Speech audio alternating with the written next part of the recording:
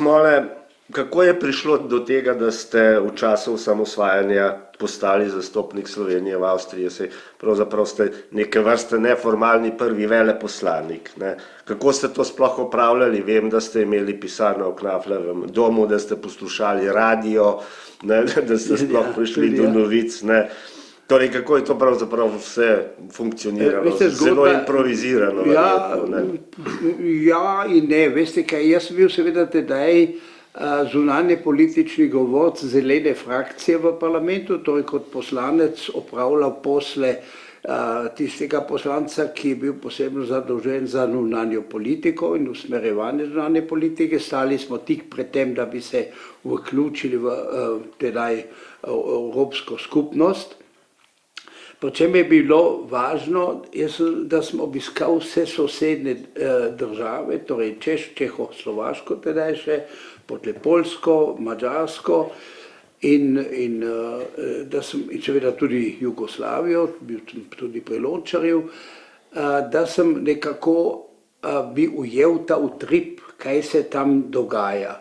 In je bilo seveda za nas, mi smo ja v času pred padcem Berlinskega zidu, torej to je včasih ljudem težko razlagati, da so bili prej res drugi časi, kot so bili po padcu Berlinskega zidu. In je bilo seveda za nas, za zelene, važno, kako mi vstopamo v Evropsko skupnost in signali iz Poljske, iz Češke, iz Madžarske, iz Jugoslavije so bili zelo skeptični glede tega, da bi Avstrija vstopila kot nevtralna država v tole Evropsko skupnost in bil en tak stavek, ne odbežite, ne odidite nam v Evropo, naši torej, železni zidovi, železne zavese bojo še bolj krute. Ker tedaj ste vi zunanja država napram Čehoslovaški, napram Madžarski in tako dalje, napram Jugoslaviji. In to je bila velika želja. In zeleni smo tedaj zastopali stališče zelo zadržanega pristopa do Evropske unije, ne ker ne bi želeli sodelovati v Evropi, ampak ker smo dejansko čutili neko zavezo tudi do teh naših sosednjih držav, ki seveda tedaj še niso vedele, da bojo dejansko, da se bo to zgodilo, da bo ta veliki preobrat in da bo ta demokratizacija začela se. Seveda sem pa kot poslanec bil vedno, kako bi rekel, vedno aktiven, že predno sem bil poslanec, ko sem bil poslanec, pa seveda še bolj mogel sodelovati v teh zunanje političnih stikih. In recimo začelo se je glede Jugoslavije tako, da smo Avstrijci v okviru EFTE predlagali eno pogodbo sui generis z Jugoslavijo kot neko asociirano državo, gospodarsko asociirano državo, ravno zaradi Jugoslavije, da bi jo še vključili v neko tole, v te evropske tokove. In to so bili obiski, kot rečeno, v Sloveniji, seveda v Lončarju, v Beogradu. Tako da sem bil pravzaprav zelo na tekočem, kaj se dogaja.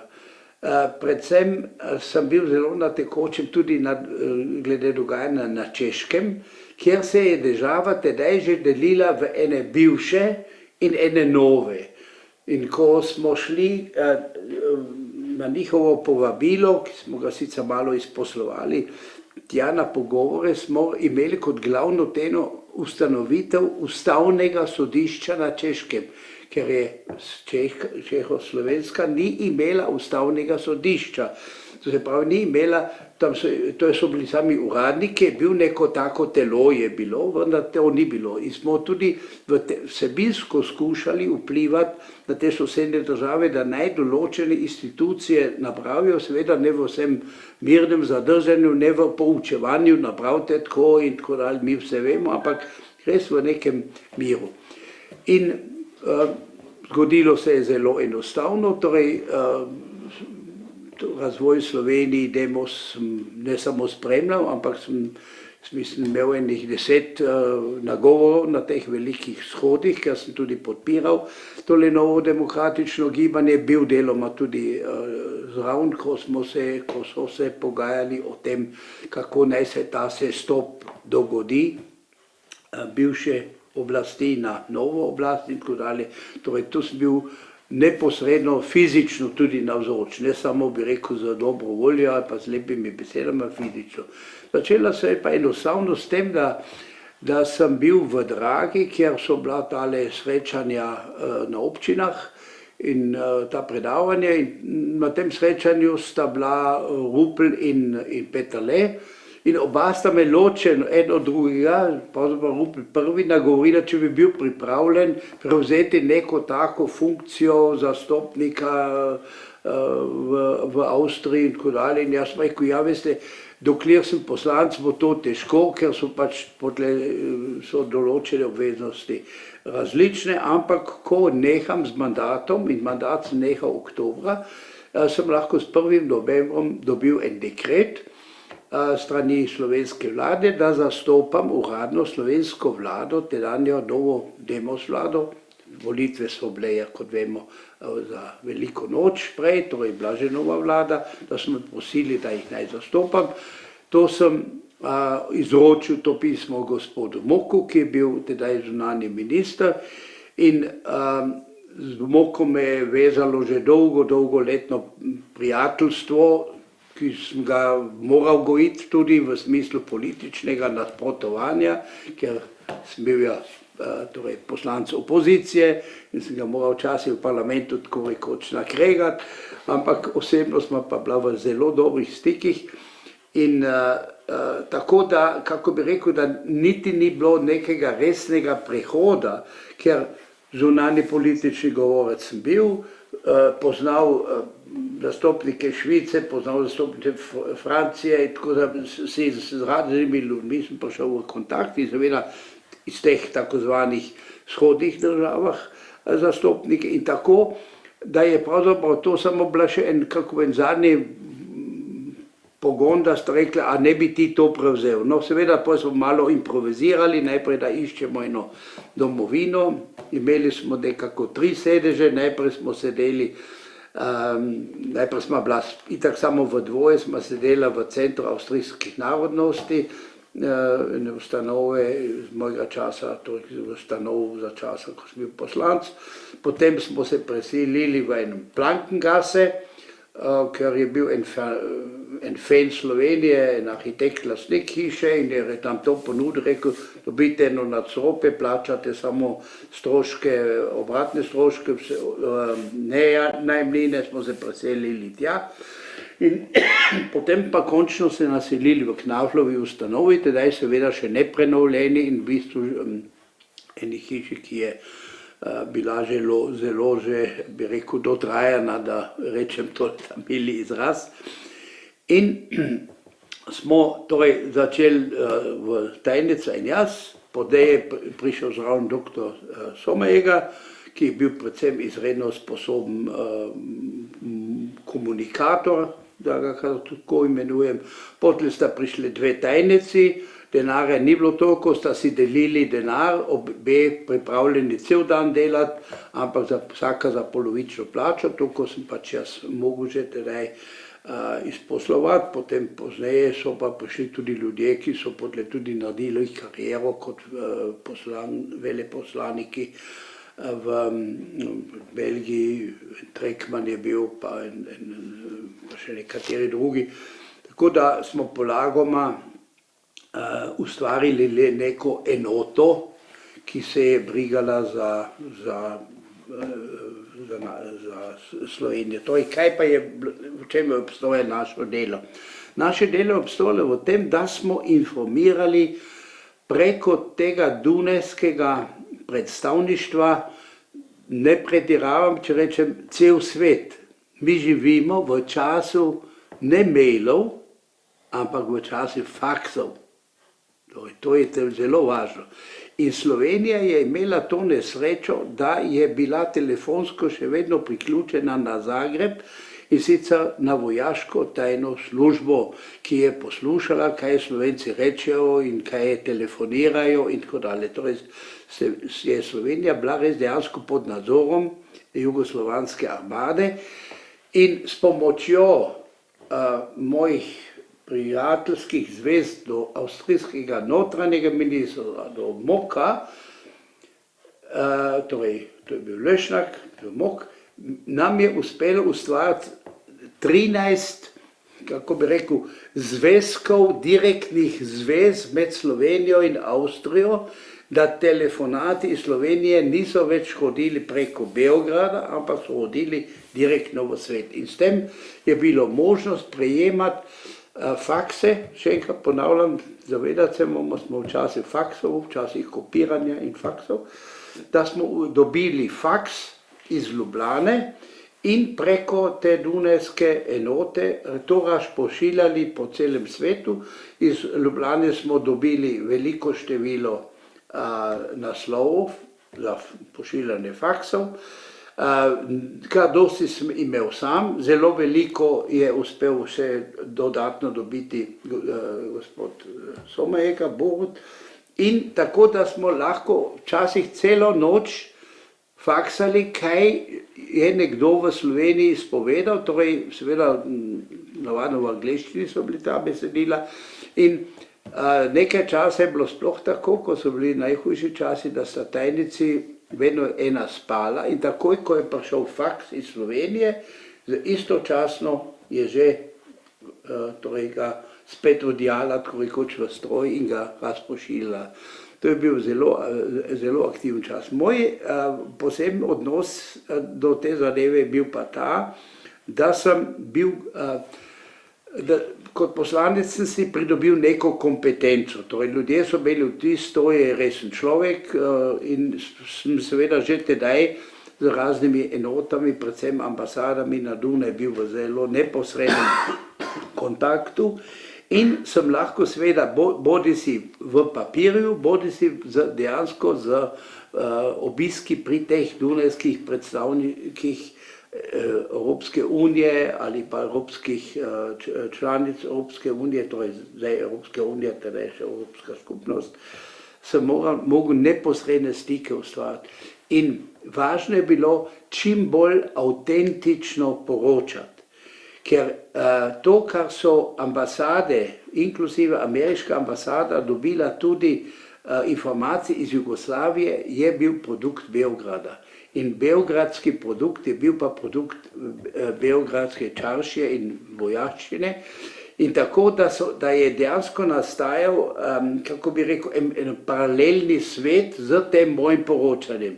Torej, da se tudi prav razumem, jaz se ne delam važnega, samo bil sem na določenem mestu v izredno, bi rekel, pozitivnem in storilnem položaju, da sem lahko ustvarjal kontrainformacije proti tem, kar so veleposlaniki teh držav poročali iz Beograda. In zato je bila tudi situacija, lahko rečem tako, da je leta 90 je bila večina evropskih držav in državnikov proti temu, da se v Jugoslaviji to razvije. Predvsem z aspekt na Sovjetsko zvezo in tako dalje, ampak predvsem niso mislili, ne, Jugoslavija mora obstati. Predvsem socialisti, torej tudi v naši državi, pa tudi so bili mnenja, torej, da je boljše, če Jugoslavija ostane skupaj. In zato je bilo to moje delo tako, da rekel, konkretno na licu mesta, da so lahko črpali tudi eno alternativno informacijo, kjer sem se jaz oslanjal na lastno vedenje, na lastno poslušanje, ampak seveda tudi na to, kar je slovenska vlada sproti ugotavljala. In naredim zdaj en majhen skok. Glavni moj sogovornik na ameriškem veleposlaništvu, ambasadi ameriški na Dunaju, ni bil politični predstavnik, ampak so mi takoj dodelili vojaškega predstavnika. Torej vojaški ataše, gospod Hoffman, je bil bi rekel, za mene v bistvu stalno dosegljiv. Najprej sem šel k ambasadorju, seveda, predstavil pa povedal svoje, potem je pa bilo možno v bistvu tega gospoda Hofmana tudi dnevno klicati, po potrebi. In takoj, ko sem jaz izvedel o določenih, bi rekel, pohodih jugoslovanske armade proti Sloveniji, bil je en tak dan, mislim, da je bilo junija meseca, ko je ena cela pehota teh oklepnikov se vozila proti Sloveniji z namen, da bi zasedli mejna območja in tako dalje, sem jaz lahko skoraj ob isti uri že informiral amerikanskega predstavnika, tudi pristojnega, ki je seveda tudi v Ameriki imel nekje direktnega partnerja, tako da so zvedli na eni strani to, kar Beograd pravi in njihov veleposlanik, ki ga jaz smatram, da je zelo škodljivo vlogo igral, ker ni Cimerman, ne? Ja, da ni bil v stanu in jaz sem to celo enkrat zelo trdo povedal, ravno ambasadorju v enem pogovoru se zelo trdo čuje, ampak sem jaz tako rekel, vaš veleposlanik v Beogradu ni sposoben za to mesto. Če vas prav informira, pomeni to, da on pove to, kar mu armada razlaga. Če vas pa vede, zavaja, da vam ne pove, kakšne so razmere, potem ga morate tudi odstaviti. Se pravi, odpoklicite tega Zimmermana, jaz kot majhen avstrijski, teda ne poslanec več, ampak vendar iz teh avstrijskih vrst sem to rekel, da sem bil mnenja, da je informacija, ki jo daje predstavnik Zimmerman, da ta ni pravilna. Tudi pozneje se je to videlo, kako se je Beker potem izražal v Beogradu in tako dalje, ampak to imate itak iz drugih virov. To se pravi, tu je šlo za ustvarjanje poročil, kako je dejansko stanje. In to seveda ne samo za Slovenijo, ampak tudi za druge dele Bosne in Hercegovine in za Kosovo in tako dalje. Torej tu sem bil v stanu razmeroma, ja, lahko bi temu tudi človek rekel slučaj, ampak vendar ni bilo slučaj, ker sem vedel, da moja naloga ni politizirati, ampak moja naloga je čim bolj točno prinesti to, kaj se dogaja in kam se skupaj vodi in hodi. In seveda tudi s tem, tudi v tistih časih naveza do, ali je to bilo do Havla ali pa do Izetbegoviča in te ljudi sem se osebno poznal in tako da sem od marsikoga od teh tudi lahko dobil direktno informacijo ali pa posredoval gospodu Havlu direktne informacije in to je bilo seveda zelo koristno s tem, da se je ustvarila neka, bi rekel, neko vzdušje po tem svetu, da so le sprejeli to Slovenijo kot pač novo državo. Zelo važno je bilo ustvariti tiste neagresivne državice. Torej, ampak ena država, ki je spoznala, kjer so ljudje vodilni, pa tudi narod spoznal, da v tej skupnosti ne gre naprej, da je to treba pač iti drugo pot, predvsem pot demokratizacije. In jaz se tudi danes trdim, da je ob vsem tem, kako je seveda so razprtije v Sloveniji, ampak demokracija se je razvila, raznolikost mnenj je dovoljena, je pričakovana. Včasih bi rekel, da nekateri že pretiravajo v tem, da ja dokažejo, da drugače mislijo, to se pravi, tukaj se redno poslušam tele parlamentarne oddaje, tudi teh odborov in tako dalje, in tukaj ima že včasih vtis, da ja, no, da so še tudi otročarije in zamere tako rade v ospredju kot ampak vsak narod rabi tudi svoj čas, da se razvije in da si privzgoji svojo politično elito in ni to tako enostavno in mi vemo, ni tako, da bi v Sloveniji rekel, tam so pa pametnjakoviči doma, je treba samo enkrat skozi Ljubljano in jih vidiš že vse skupaj. Torej, to politično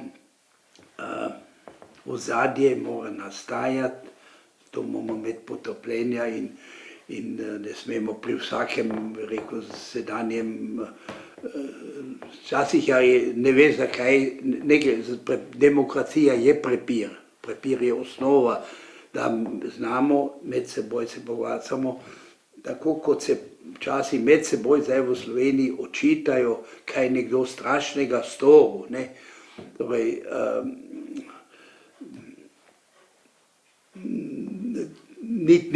ni to vsebina, to ne prinese nič. Seveda treba vlado kritizirati, treba kritizirati, ne vem, parlament pa vse kar, ampak treba je hkrati vedno vedeti, zvečer moramo iti pa z nekim kompromisom domov in nekaj ustvariti. Torej to zelo pogrešam, da je na koncu ne ostane, jaz pa mislim tako, ti pa misliš tako, ampak na koncu mora biti nekaj postorjenega. In to je važno. Važno je seveda tudi moja kritika, važno je tudi recimo različno gledanje, mnenje, samo važno je pa tudi, da vem, na koncu mora stati nek dogovor, ki velja, dokler se ne najde boljši dogovor in boljši kompromis. To moram zdaj malo ena filozofija bila. No. Torej, Dunajsko delo je bilo v tem smislu seveda zelo efektivno, ne govorim zdaj o moji osebi, to ni tema, ampak efektivno zaradi tega, ker imeti tako osebno dober odnos do zunanjega ministra naše države, da sem lahko šel po domače povedano, kadar sem hotel, kadar je le bil tu, kadar je le nekako čas imel, da me hitro sprejel in zelo pogosto je še ob moji navzočnosti vodil telefonate, bodi z Genčarjem, bodi si z Kolom, bodi si z obrambnim ministrom, ki mi zdaj imen ne pade hitro v glavo, ampak to se pravi, da sem videl, da jaz sem prinesel informacijo in že v istem času je ena glavnih evropskih držav že vedela, kaj je novega in kaj se kje razvija in kaj je važno. Torej to je bila slučajnost, sreča ali kakokoli, ampak jaz mislim, da nikjer, saj koliko jaz vem, ni bilo osebe, ki bi imela tako direkten stik v samo, bi rekel, središče politike. Ali sem tudi gospoda Vranickega, torej tu smo bili pač iz parlamentarnega dela si tako blizu, da če sem poklical njegovega tajnika, je rekel, da imam zdaj nekaj nujnega, je rekel, ja, zdaj ne v te, ampak veš kaj, pride ob enih, tam ima eno okno, pa ob enih pa do pol dveh imaš čas, pa mu poveš, kam mu gre. Seveda je bilo meni takoj važno tudi vse slovenske politike, ministre, spraviti na Dunaj, da vidijo, kdo je ta Slovenija, da si in vtis ustvarijo in to je neprecemljive vrednosti, da so politiki, ki so prišli iz prve vlade na Dunaj, pa tudi iz poznejše vlade, da so naredili po domače povedano en dober in soliden vtis solidnega politika. In to je bilo izredno važno, ker države so lepe in ne vem, Blejsko jezero, pa morje, pa vse, pa Vršič, ampak so vedno ljudje. In zato je bilo važno ljudi, Petaleta, Rupla, Tomšiča, mislim, da ni bilo ministra, ki ne bi bil na moje posredovanje na Dunaju, tako da si je Avstrija lahko ustvarila in vtis, aha, taki ljudje so to, tako razmišljajo. Tudi finančnega ministra spravil do gospoda Lacinek, s katerim smo bila tudi prijateljsko povezana. Torej ta prednost bila enega avstrijskega poslanca pridobiti ob prvi uri že za ves ta projekt. In informacije so tekle zelo enostavno, kot rečeno po faksu, po radiju, ko ste že omenili, torej da se lahko Kacina posluša, tako rekoč prav na dunajskih tleh in lahko tako naprej malo si zapisoval te stvari in takoj potlej šel, bi rekel, do pristojnega ministra, tudi vojaškega našega ministra, torej tudi tu smo. ene stvari delali in morda nekako, da ta poglavje zaključim. Važno je bilo tudi seveda, da smo uspeli vzdušje preko avstrijskih časopisov, in to bom še potem šel po en rednik, ki ga imam zadaj, da smo tudi tukaj avstrijsko prebivalstvo prepričali o pravilnosti priznanja Slovenije. Tako da vprašanje priznanja v parlamentu Slovenije in Hrvaške, kjer ima se Hrvaška zelo za zahvaliti, da je tako rekoč na istem vozičku, če tudi malo bolj zadaj sedela, da so rekli, no ja, sam Slovenijo ja ne bomo priznati, pa še kaj, pa priznajmo še kaj zraven, in tako da je bilo tudi vzdušje prebivalstva, tako da ja, skoraj ni bilo tedna, ko ni bil en obširen članek o Sloveniji v avstrijskih časopisih, in to vam bom potem pokazal. To se pravi, tukaj je bilo tudi politiki avstrijski, ni bilo težko se obrniti, tako rekoč po navodnice, glede Slovenije, bi rekel, na pravo stran. Kar je bilo pa še bolj važno, je bilo to, da so kako bi rekel, da gremo malo na realna tja. Torej, s čim sem jaz pod navodnice, jaz rečem, kot da bi bil ta glavni, najbolj prepričeval Američane. Seveda ne s tem ljubka Slovenija, pa prijazni ljudje, pa samo, ne vem, orjejo in žaljejo in zrak gledajo, ampak zelo trdo, predvsem za argumentom, a ni boljše, če se celotna vojaška zadeva, torej vojaški spopadi, pomaknejo za 100 do 200 km bolj na jug. Da ni zapopadena nevtralna Avstrija, ki bi morala vojaško odgovoriti, in da ni zapopadena NATO, ker, kot vemo, Aviano leži v bistvu ob bivši jugoslovanski, danes slovenski meji.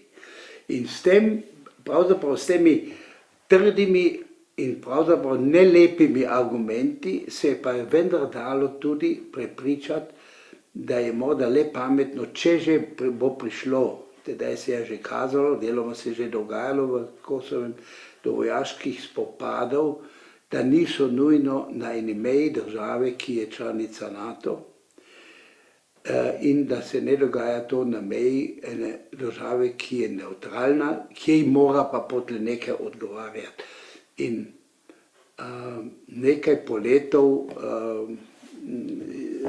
torej letali jugoslovanske armade na avstrijska tla so ja bila, torej nekaj so obračali šele v Gracu, nekaj tudi po Podjuni, po naši avstrijski koroški Podjuni, to letala še železarskija, seveda cilj je bil zasesti mejne prehode in tudi streljati na mejne prehode, in mejni prehodi so pač ob meji. In to je bil bi rekel, en zelo učinkovit argument, da če že vojaški spopadi ne so, bi rekel, malo stran od tega. In to je bil prenos, in da je vsaj 2 milijona ljudi spravimo, tako sem jaz vedel, da jih spravimo ven iz teh vojaških spopadov.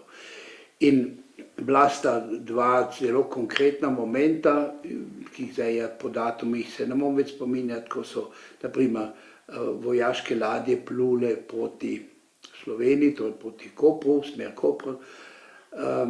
Italija je bila, in NATO je bil zelo pozoren, torej so alarmirali svoje enote. In tedaj torej so Slovenci že kontrolirali tele radijske zveze in bil je tam tudi en komandant, ki se je danes imena ne spomniš, ki je rekel, ja pa šta to, malo če bomo nešto baciti na Ljubljano, svega će biti kraj.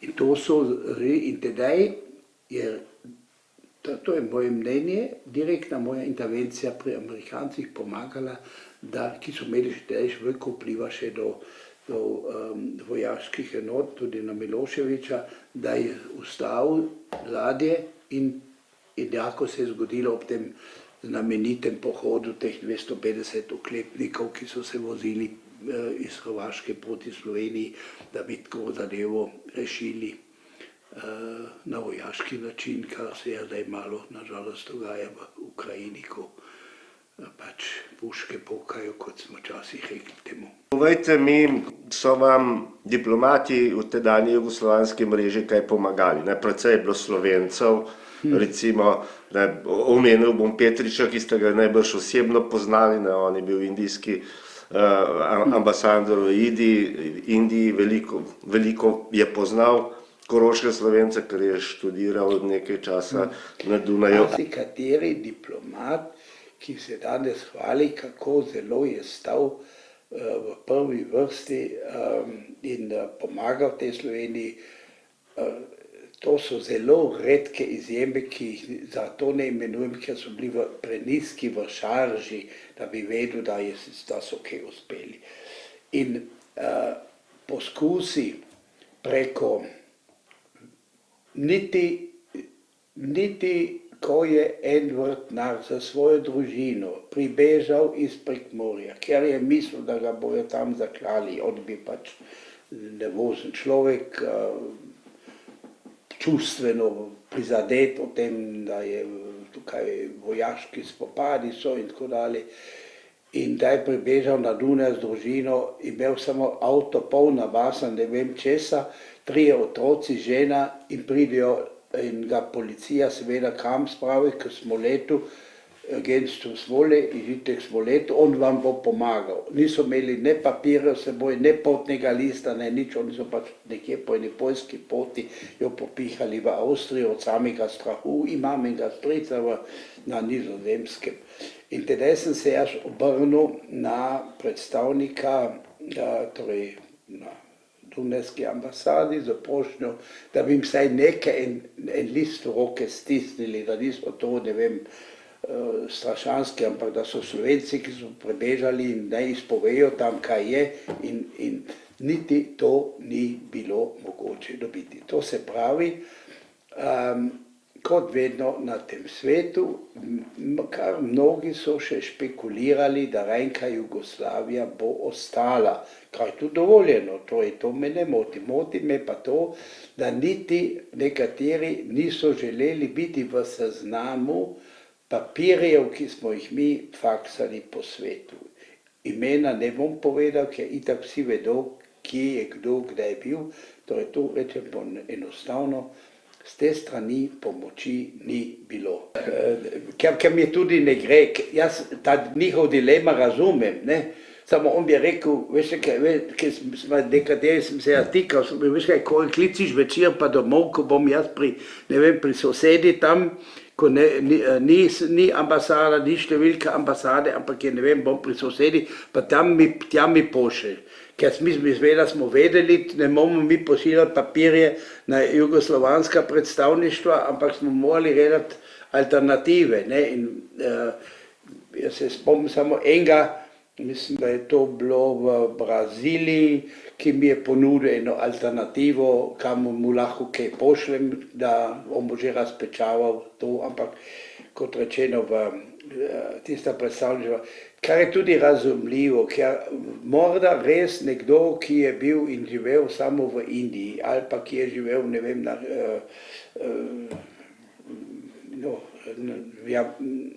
na Japonskem ali kjerkoli, da je morda res ni vedel, kaj se res doma dogaja, ali pa ni verjel ali kaj takega. Torej, ne gre za veliki očitek, torej ta mreža jugoslovanskih predstavnikov Sloveniji, če v tam besedo nič, je prinesla zelo malo. Vsi, ki so bili pa alternativci, torej tak tip kot jaz, pa tudi Finki, pa en moj somenjak Smolenaš v Švedskem in tako dalje, ti so bili pa zelo efektivni, ker so vedeli, da gre za res in so razpečavali naše fakse in naša sporočila in so dobro delovali. Torej, osloniti se je dalo na neuradne predstavnike, pa tudi nismo čutili tako veliko žalost, če pač nas Dunajska, torej jugoslovanska ambasada na Dunaj ni zelo čišla, deloma pa tudi niso vedeli, kako pa kaj. Ne. To se pravi, oni so bili v službi, vsak se je bal, ja, če bom pa nekaj pro Sloveniji, pa pro Hrvaški rekel, bom pa jutro ob službo in me bojo poklicali, pa bom moral iti domov, pa ne vem kaj bo in tako dalje. In seveda so zaslužki in tako dalje in tako dalje. Torej, boljše je bilo z tiskovnimi predstavniki. Tukaj so bili pravzaprav vsi, tudi srbski, dostopni za dodatne informacije in so bili že toliko malo bolj kritični, da ni vsi res, kar dobijo kot naročilo, da naj poročajo. Ne. Ker tedaj si imel še tako rekoč Tanju, ki je bil ja še pod določeno streho in ljudje so sicer mislili, kar so si mislili, niso pa smeli pisati, kar so si mislili. Torej, ampak ti so bili hvaležni za informacije torej, v tej mreži.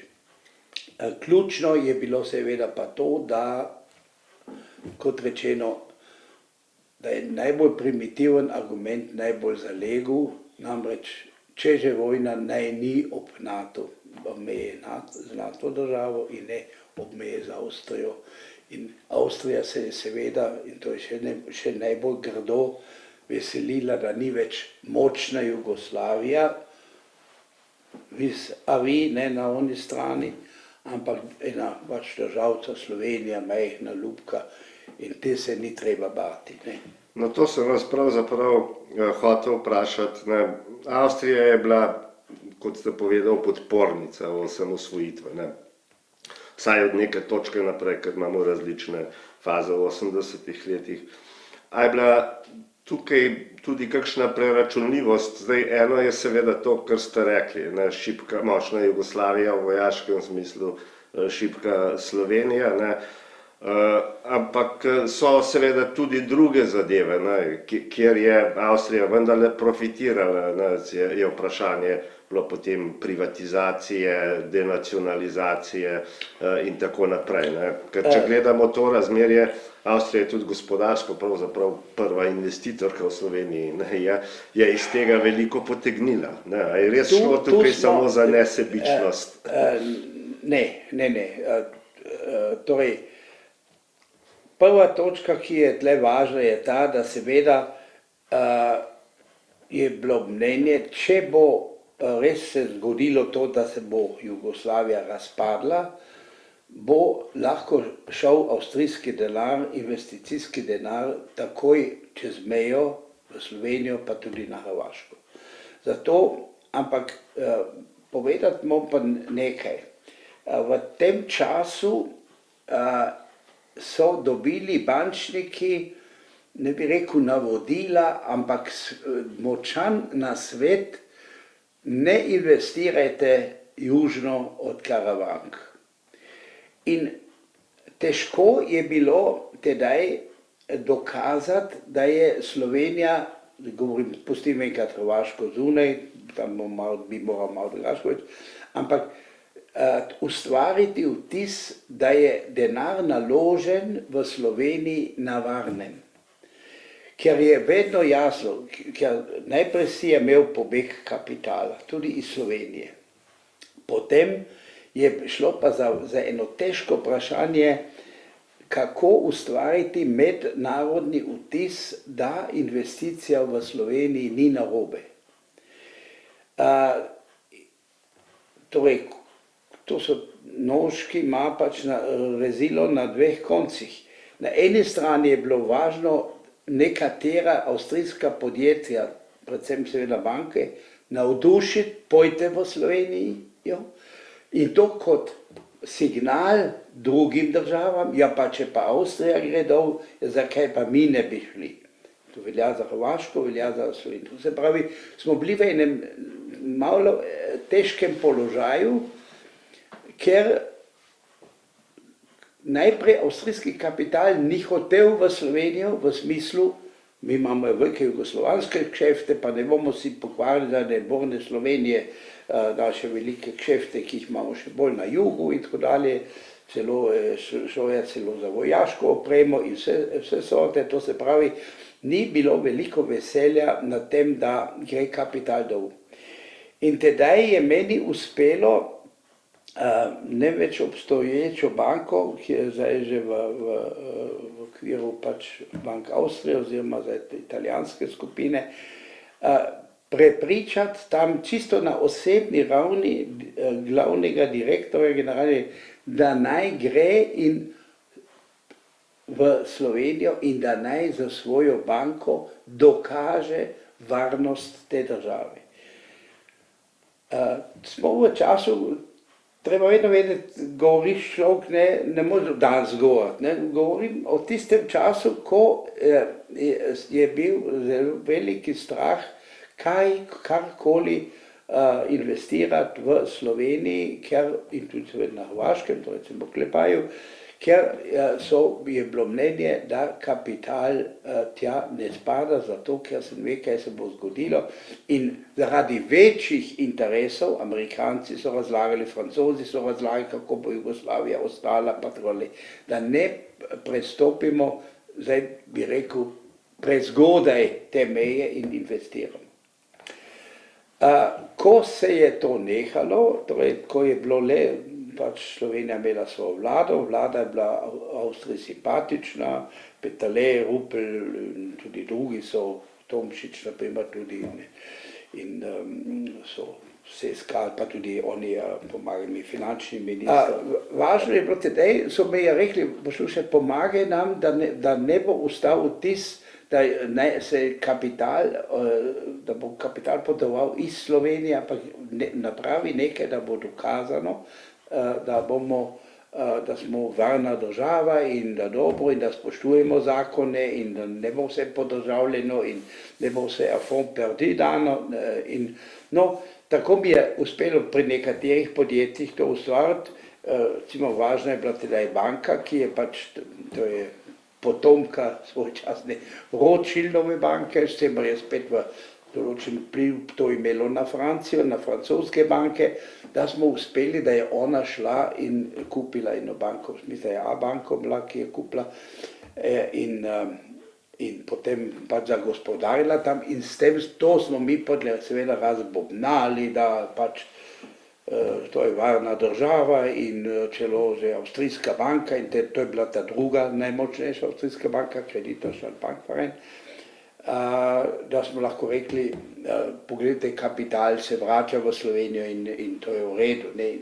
To so bili tudi taki majhni uspehi, pozneje to ni bilo več treba pospeševati, kot se pa vino omenil, pozneje je Avstrija videla, naš trg lahko razširimo in sicer brez velikih težav, kratko malo kapital imamo vzeti seboj, malo investirati in od trgovin pa do bank se Avstrija potlej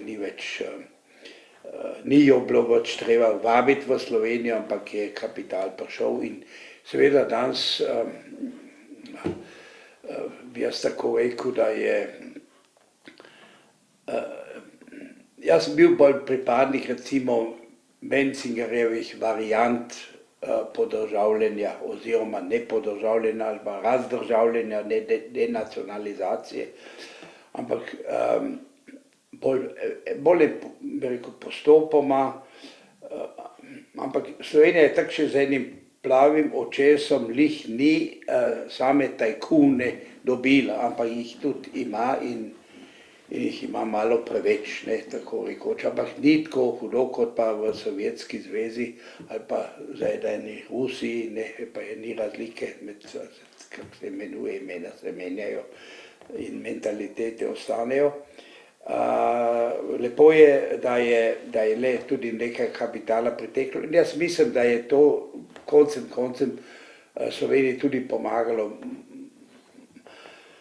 Problem je bil v tem tudi, da ni bilo osebe ali skupine, ki bi tale prehod boljše oblikovala in tudi bila pristojna za to razdržavljenje kapitala in podjetij. Torej,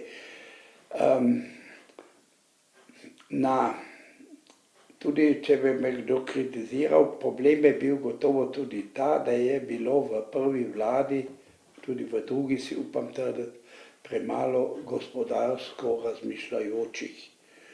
Tako da sem jaz vedno bolj za Mencigara nastopil in večkrat tudi med Peterletom Mencigarom posredoval, ker sem bil pa z obema prijateljski, ampak tu Slovenija seveda ni bila pripravljena na ta vliv kapitala, pa tudi na to domače financiranje preko, bi rekel, hipotek na podjetje, ki ga ravno kupim, plačam podjetje, ki je podle moje in tako dalje. Ti postopki so bili seveda zelo škodljivi in je tu marsikateri kapital ali zgorel ali pa šel v neke roke, ki morda danes se ne veselimo vsi.